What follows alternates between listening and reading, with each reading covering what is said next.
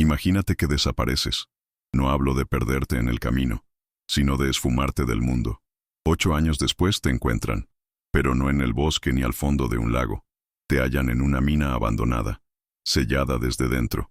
Estás sentado contra la pared, recargado en tu pareja, como si solo hubieran tomado una siesta.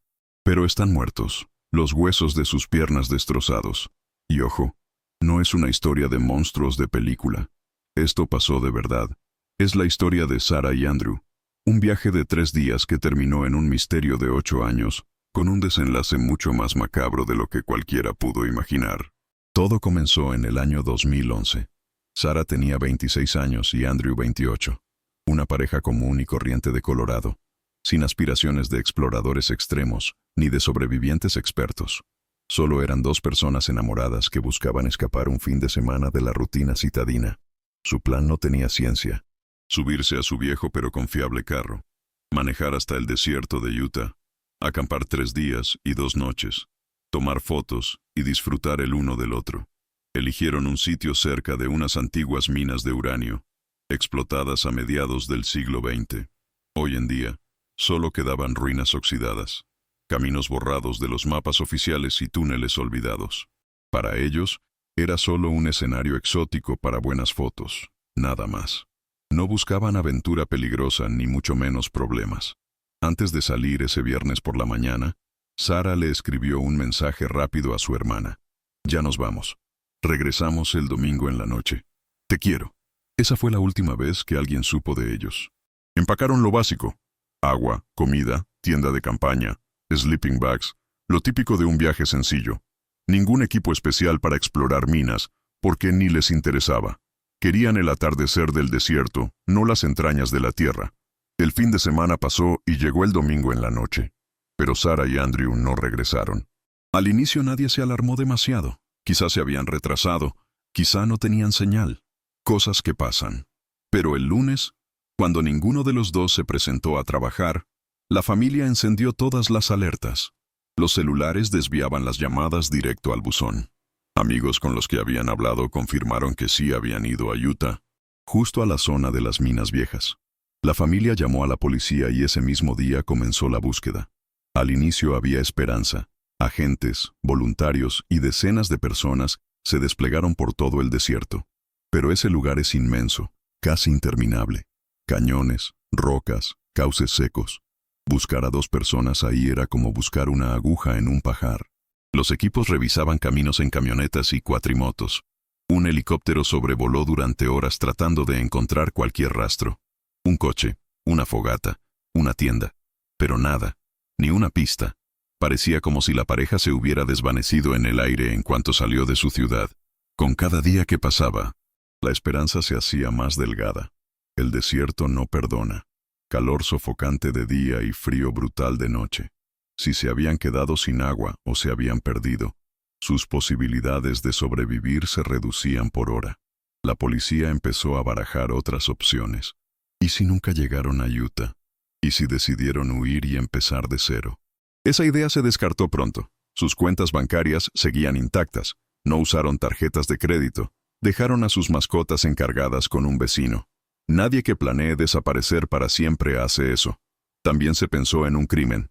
Pero la zona estaba tan despoblada que un ataque al azar era muy poco probable.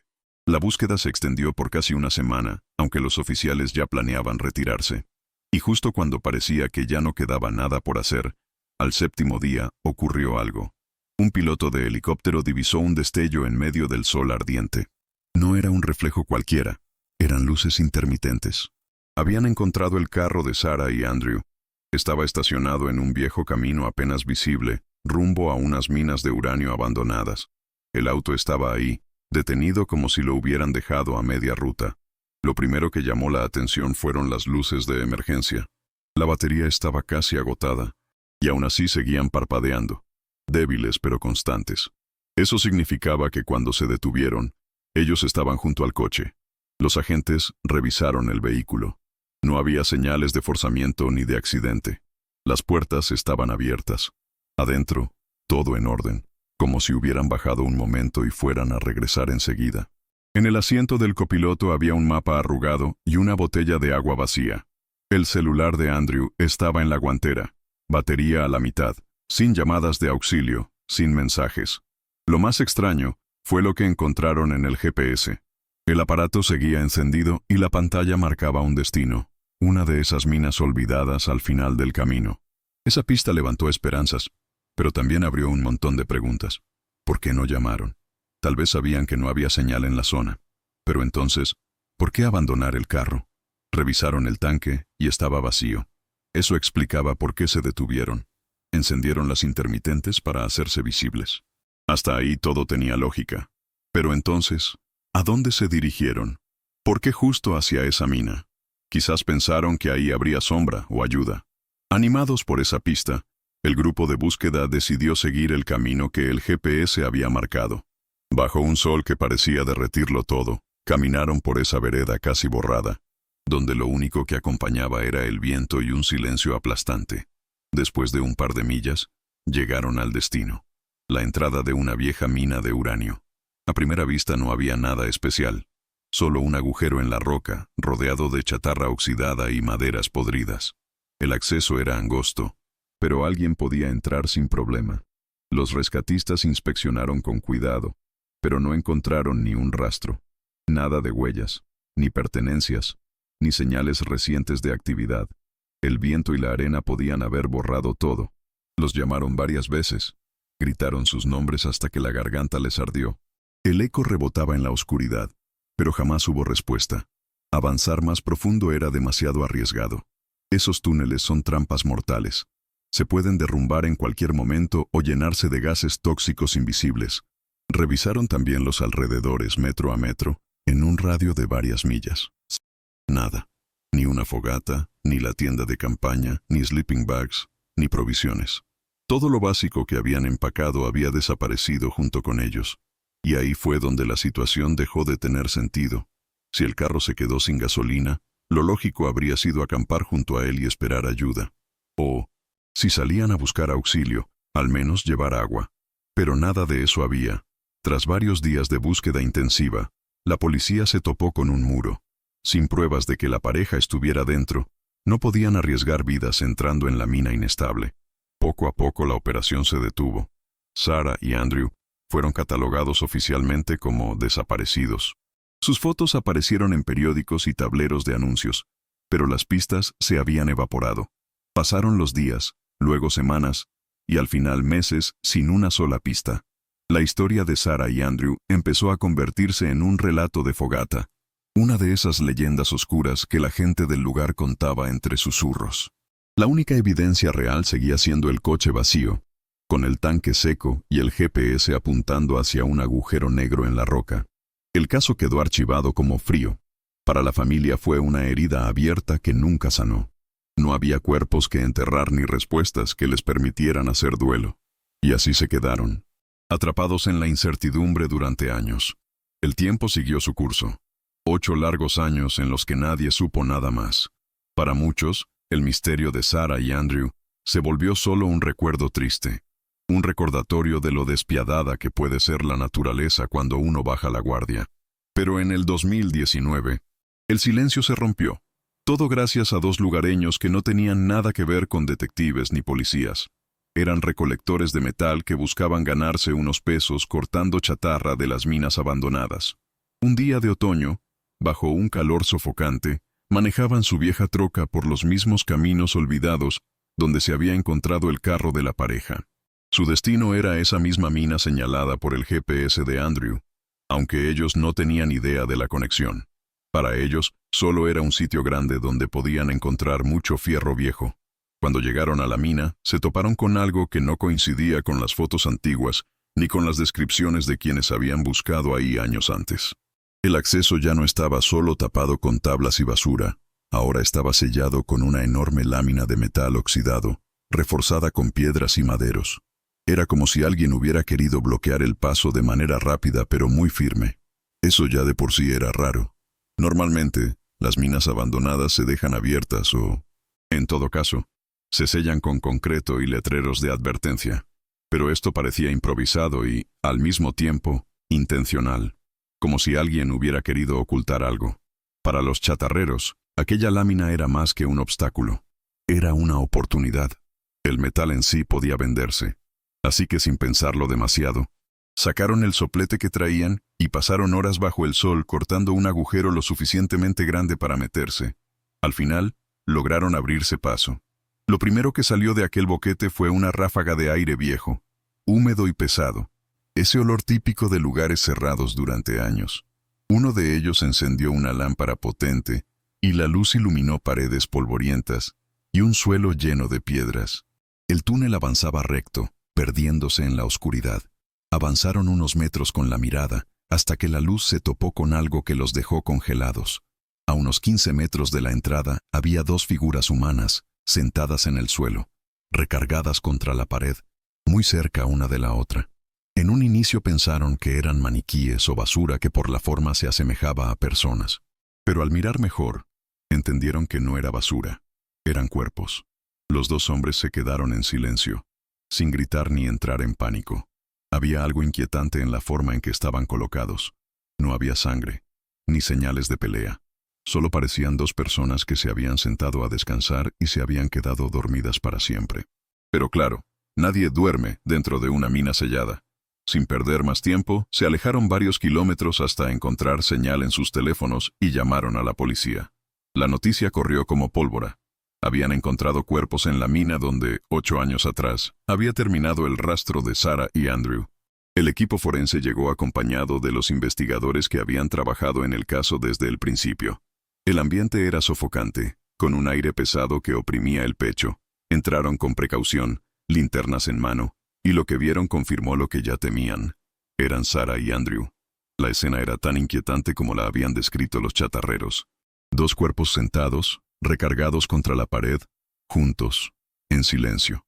Sus ropas estaban desgastadas por el tiempo, pero intactas, sin rasgaduras ni manchas de sangre. No había mochilas, ni agua, ni comida. Solo polvo y piedra alrededor. El aire seco de la mina había momificado los cuerpos, preservando esa última posición. Las familias fueron notificadas, y pronto las pruebas de ADN confirmaron lo inevitable. 8 años de búsqueda habían terminado, pero con ello nació un misterio todavía más oscuro. ¿Qué les había pasado ahí adentro? Los peritos empezaron a revisar la escena con lupa, y pronto notaron cosas que no cuadraban. Para empezar, ninguno de los cuerpos mostraba heridas externas que sugirieran un ataque. Nada de cuchilladas, balazos o golpes. Tampoco había señales de forcejeo alrededor. Todo era demasiado tranquilo. Lo más perturbador vino con la autopsia. El médico forense descubrió que tanto Sarah como Andrew tenían múltiples fracturas en las piernas, huesos de la espinilla y pies destrozados, lesiones graves que no podían haberse hecho solos y que normalmente ocurren al caer desde una gran altura. Pero lo raro era que, fuera de eso, no tenían daños en otras partes del cuerpo. Cuando los investigadores analizaron mejor la estructura de la mina, encontraron algo revelador. Encima del sitio donde estaban los cuerpos, había un pozo vertical que conectaba con la superficie. Todo indicaba que la pareja no había entrado por la puerta lateral, sino que había caído desde arriba. Era fácil imaginarlo. El suelo arriba quizá estaba cubierto por ramas o tablones podridos.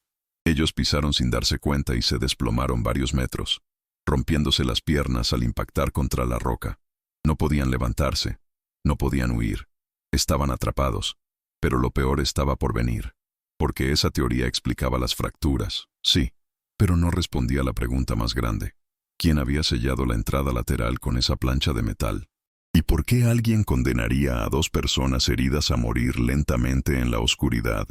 Los forenses siguieron analizando cada detalle de la escena, y entonces apareció algo que heló la sangre de todos. La plancha de metal que sellaba la entrada lateral de la mina no había sido colocada desde fuera, como todos pensaban al inicio, sino desde dentro. Había marcas de soldadura y restos de hollín en la cara interior del metal. Eso significaba que, después de que Sarah y Andrew cayeron y se fracturaron, alguien más estuvo allí dentro. Alguien que tenía herramientas, que movió la lámina y la aseguró desde adentro, como si quisiera asegurarse de que nadie saliera. La conclusión era aterradora. No fue un accidente común. Aquella pareja no se perdió simplemente en el desierto. Fueron encerrados. Lo que más desconcertaba a los investigadores era el ¿para qué? No había señales de robo. Sus pertenencias habían desaparecido. Sí, pero no había rastro de violencia ni indicios de que alguien hubiera tomado ventaja material de la situación. Todo apuntaba a algo más retorcido, algo que aún no podían explicar. Algunos especularon que quizá los responsables eran personas que usaban la mina para actividades ilegales, narcotraficantes, saqueadores de minerales, o incluso grupos que practicaban rituales. Sellar la entrada con la pareja adentro pudo ser una forma de asegurarse de que no contaran lo que habían visto. Conforme pasaban los días, las hipótesis crecían como maleza en el desierto. Unos investigadores hablaban de crimen organizado. Tal vez Sarah y Andrew, sin saberlo, habían tropezado con una operación clandestina y alguien decidió silenciarlos para siempre.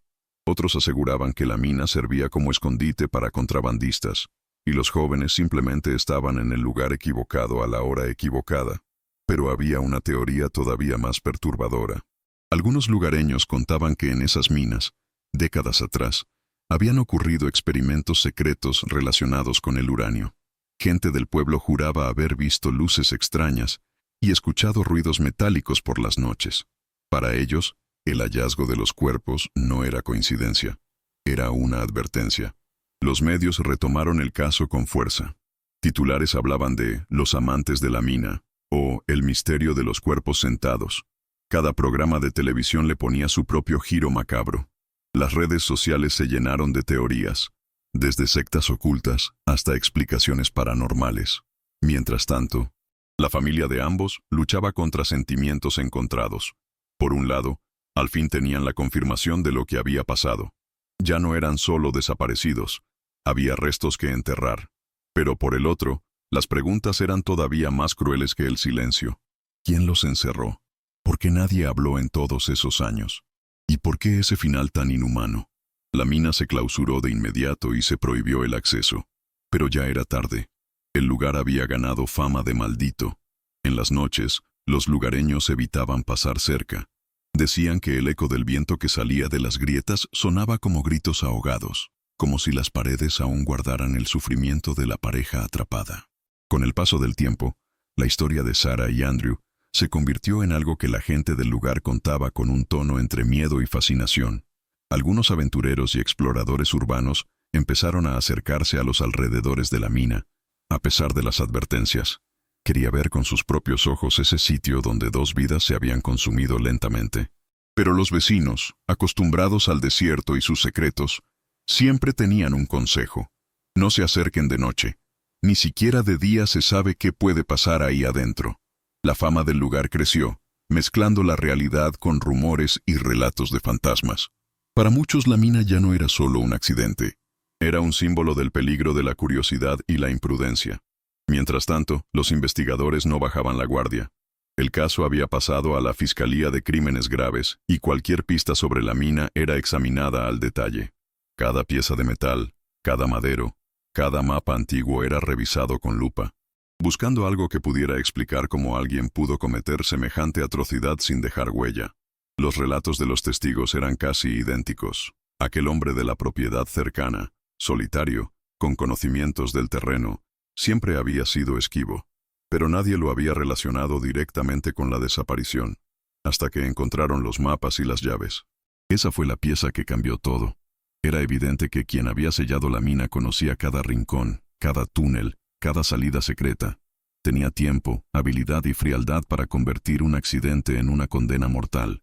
La pregunta que rondaba a todos era: ¿qué tipo de persona hace algo así y sigue viviendo entre nosotros como si nada? La investigación apuntó rápido hacia un hombre que había estado viviendo solo en un rancho cercano durante décadas. Era un hombre en sus 60s, de carácter reservado y poco sociable. Los vecinos siempre decían que no le gustaba que nadie se acercara a su propiedad y que se molestaba con turistas o cazadores que accidentalmente pasaban por ahí. La policía obtuvo una orden de cateo y se presentó en su hogar. El hombre los recibió sin sorpresa, aunque con una hostilidad apenas disimulada. Negó conocer a la pareja y aseguró que no había estado cerca de la mina en años. Pero los investigadores no tardaron en encontrar algo que cambiaba todo. En su taller, colgadas entre herramientas viejas, estaban unas llaves. Eran las llaves de los candados que bloqueaban algunas entradas de las minas abandonadas. En un cajón encontraron también un plano antiguo, enrollado, que mostraba los pasajes internos de varias minas, incluyendo la de Sarah y Andrew. Marcaba no solo la entrada principal y el pozo vertical, sino también túneles secretos que nadie más conocía. Uno de esos túneles llegaba casi a 1 milla de distancia de la entrada principal. Esa era la clave. Gracias a ese pasadizo, el hombre podía sellar la entrada desde dentro y desaparecer sin dejar rastro. La evidencia era irrefutable. Cuando se le mostró el plano, el hombre entendió que no podía negarlo. Contó su versión de manera seca y sin emociones. Según él, había patrullado su territorio y escuchado gritos. Al seguir el sonido, encontró a Sarah y Andrew dentro de la mina, vivos pero heridos. Para él, eran intrusos, y no pensó en ayudarlos.